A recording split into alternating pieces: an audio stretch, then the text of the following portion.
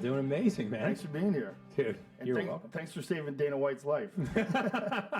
That's what he credits. He credits talking to you and taking your advice as completely changing his life, and now he feels infinitely better. Yeah, I mean, he did a lot of the work himself. Well, he had to, but you had to tell him what to do, but luckily he listened. Yeah, I mean, I think giving him a life expectancy just kind of validated it for him. It just really put it in his face.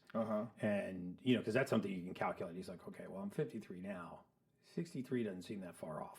Right. A lot of high stress individuals that don't take care of themselves, their ticker checks out. Yeah. Around 65, 67. That's pretty standard. It just takes its toll. I mean, and the funny thing is, when you go back and you look at the pictures of him prior to. Oh, yeah. He does kind of look like he was about to pop, It's not good. Yeah, he had a big old moon face, and he was, The veins up on the forehead and the veins out of the side of the neck. Thick. What was, first of all, how did he meet you? How did this come about, and, how did the conversation start? So we have a mutual friend named Carrie Kasem. If you remember Casey Kasem. Yeah, I know Carrie. I worked with her back in the day in the early UFCs. Okay. So, I recently met Carrie, and she had kind of a life-changing experience as well. If you know anything about her journey with Lyme disease and chronic viral infection, I mean, she really struggled and ended up healing herself. And she took the same test that Dana White did. It was life-changing for her, and she was like, what is this test? It's a genetic test. It looks at genetic methylation pathways. So methylation pathways? Methylation pathways. What's that word mean? So think about it like this. We pull crude oil out of the ground, right? Mm-hmm. But you can't put crude oil into your gas tank, right? Because the car doesn't understand that fuel source. So what happens is crude oil has to be refined into gasoline, and then the car can run.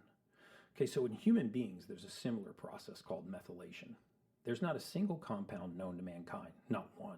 There's no vitamin, no mineral, no amino acid, no nutrient, no protein, no nutrient of any kind that enters the human body and is used in the format that we put it in.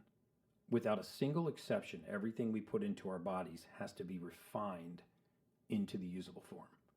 If you can't make this conversion, you have a deficiency. It's this deficiency that leads to the most common ailments that we suffer from. So that process is called methylation, and there's several genes that govern it. This is where a lot of the misconception about genetically inherited disease comes from, right? We'll say, well, Joe, your father-in-law has, not your father-in-law, your father on your mom's side had hypertension, your grandfather had hypertension, now you have hypertension. So you have genetically inherited hypertension, or you have familial hypertension. Well, and hypertension is commonly known as high blood pressure. High blood pressure. Yeah, high blood pressure. But 85% of all high blood pressure is what we call idiopathic, right? It's of unknown origin. So we say that things are genetically inherited because they run in families. But it's rarely the disease that's passed from generation to generation. What we pass from generation to generation is the inability to refine a raw material, which causes a deficiency, which leads to that disease. And what generally leads to hypertension? So if you look at a Dana White's case, right, is a perfectly common case. In fact, the Journal of Hypertension published an article in November 19th of 2017, if you want to look that article up, and essentially linking an amino acid in the bloodstream called homocysteine to hypertension. And the reason for this is you got homocysteine in your blood. I've got it in my blood. Everybody listening to this podcast has homocysteine.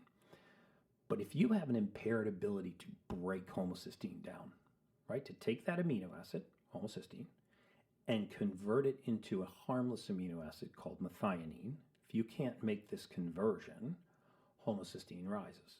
It causes something called hyperhomocystinemia, high homocysteine in the blood. When homocysteine rises, it becomes one of the more inflammatory compounds in the human body. As it's cruising by the inside lining of the artery, it starts to irritate the artery. It actually reduces the artery's elasticity and can even cause it to constrict. So think about this. You've got 63,000 miles of blood vessel, roughly, in your body. It doesn't take much narrowing to drive pressure up. think about it, 85% of all hypertensive diagnosis of high blood pressure, primary hypertension or essential hypertension, are idiopathic, right? Unknown origin. Only 15% of them are secondary hypertension, of where we know the exact cause. And so what we do is we take people that have high blood pressure, we run a bunch of tests on them. With EKG, it's normal. EEG, it's normal. Heart and lung sounds, cardiac cath, dye contrast study. We do all of these cardiovascular tests, and they all come out normal. Yet the person still has high blood pressure, and that's largely because the high levels of homocysteine are causing vascular narrowing. I mean, this is a fixed system, right? So if I make the pipes smaller in a fixed system, pressure goes up. So in Dana's case specifically, and he's thrown his blood work out on the internet, so we can talk about his labs. But in his cases, he had one of the highest levels of homocysteine that I'd personally ever seen, and our clinical team had seen.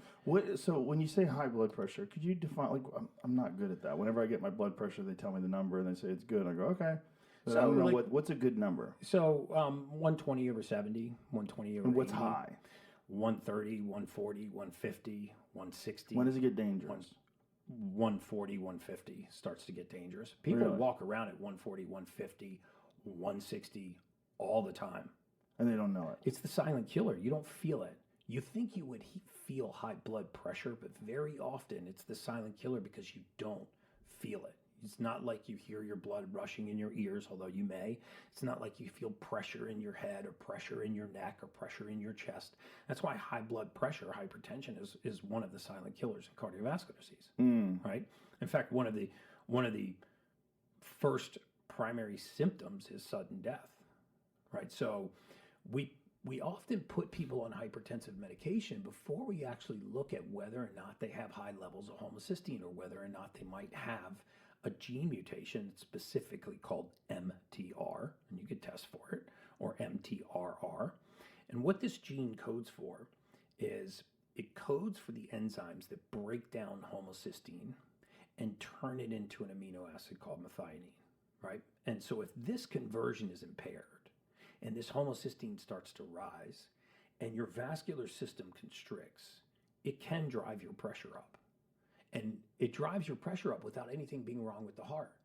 So then we start standing on the heart, which is what happened in Dana's case. Beta blockers, calcium channel blockers, diuretics, all of these things. His blood pressure was still through the roof.